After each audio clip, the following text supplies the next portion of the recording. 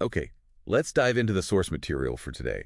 We've got some really interesting articles and research looking at Bitcoin, specifically its roots versus, well, where things stand now. Yeah, and that origin story is so important for context, isn't it? You have Bitcoin coming out of that whole cypherpunk movement, Yeah. and crucially, right after the 2008 financial meltdown. Right. And that first block, the Genesis block, it wasn't subtle. It actually had that Times headline embedded in it about bank Very bailouts. pointed message from the start. Exactly. It was signaling this really radical idea, a trustless system, no need for banks or middlemen, just Yeah. pure financial autonomy for, well, for you. That was the dream, the revolutionary ideal. So our mission here in this deep dive is to really look hard at the current reality. What are the challenges now? We're talking fraud, theft, and maybe surprisingly, quite a bit of centralization that seems to undermine that original vision. It is fascinating, isn't it, how quickly that decentralized ideal kind of bumps up against practicality. I mean, Yeah. take centralized exchanges, CEXs like Coinbase or Binance. Where most people actually interact with crypto. Pretty much, yeah, for ease of use. But the thing is, when you use them, you're usually handing over your private keys. And the saying goes, not your keys, not your coins. Precisely. So you're trusting an intermediary again, which makes these exchanges massive honeypots for hackers. It brings back the exact risk Bitcoin was designed to eliminate. Absolutely. We saw that play out so dramatically with FTX collapsing back in 2022. What was it? $477 million just vanished amidst all the chaos and mismanagement. Led to Sam Bankman-Fried's conviction, of A course. huge, huge event. But it's not an isolated incident, is it? The sources mentioned Bybit maybe losing something like $1.4 billion in Ethereum. Just this year, 2025, supposedly from a hot wallet leak. And looking back further, you've got these colossal hacks. Coincheck, Mt. Gox back in the day, DMM Bitcoin more recently. It's just, Yeah. it's a recurring pattern. Billions lost at these central points. It really throws that core tension into sharp relief, doesn't it? You want convenience, so you use an intermediary, but then the single point of failure just moves. Right. And it makes things like consumer protection incredibly tricky in a system that was fundamentally built to cut out the need for that kind of oversight. And the centralization, it's not just about where you keep your coins. It's also crept into the network's engine room, hasn't it? Mining. Oh, definitely. What someone could maybe do with a home computer years ago, forget it now. It's dominated by these huge corporate mining pools. Think Foundry Digital, Antpool. They need specialized, expensive hardware. Which concentrates power. Enormously. And it introduces this theoretical risk. You hear about the 51% attack. Yeah, explain that briefly.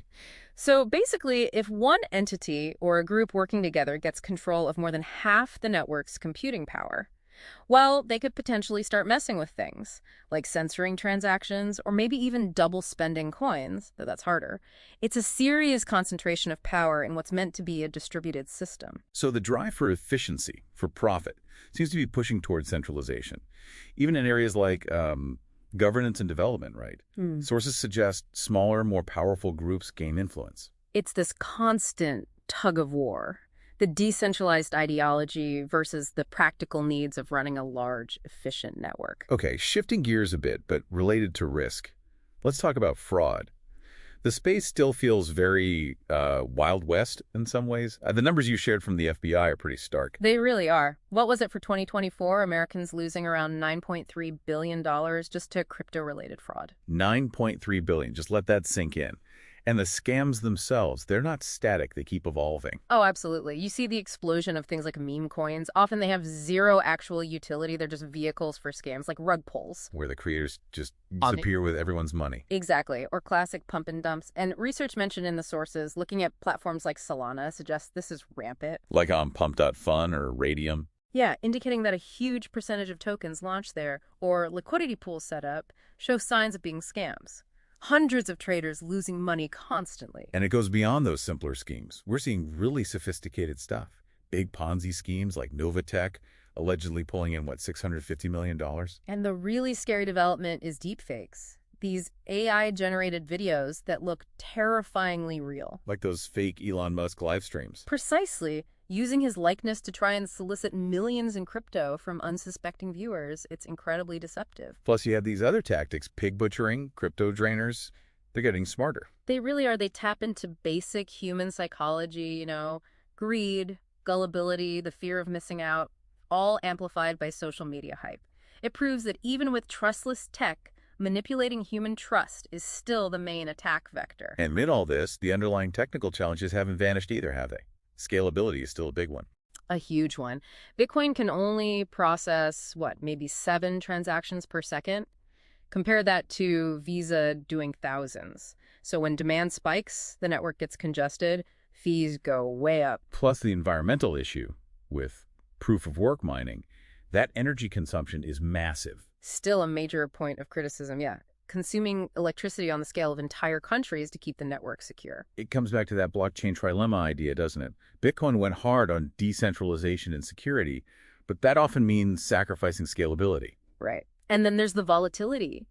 Extreme price swings make it tough to use as an everyday currency. It functions much more like a highly speculative asset. Driven by sentiment, leverage people trading with borrowed money, which just amplifies risk, and this patchwork of regulations globally that creates constant uncertainty. So yeah, wrapping this deep dive up, what have we seen? There's this fundamental tension, isn't there? The original vision, decentralized, trustless, constantly clashing with the reality, centralized exchanges holding your keys, mining power concentrating. And just rampant fraud preying on basic human vulnerabilities. Plus, those persistent technical hurdles like scalability and the volatility problem. They all remain significant challenges. It really forces you, the listener, to ask, given the sheer scale of these losses, that $9.3 billion figure is staggering, and the rise of sophisticated scams like deepfakes alongside these centralizing forces.